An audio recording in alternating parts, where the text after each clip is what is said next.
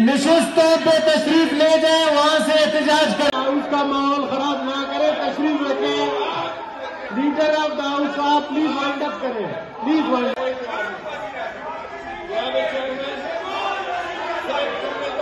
Notice लेगा तो कौन नोटिस लेगा? यूएनओ नोटिस लेगी इस बात का। हम लोग रिस्पॉन्सिबल हैं, हम लोग जो है हमारी जिम्मेदारी है कि हम इस चीज का नोटिस लें। अगर हम नहीं नोटिस लेंगे जनाब नहीं, आप मुझे बताएं कौन नोटिस लेगा? इजलास भी जैसे बुलाया फादर से, इजलास बुलाया रात को जिस तरीके से, और रात को 10 बजे इजलास,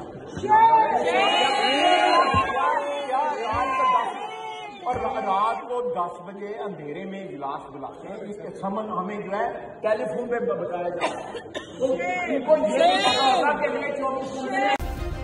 सब्सक्राइब करें और बेल दबाएं ताकि कोई खबर रह न जाए।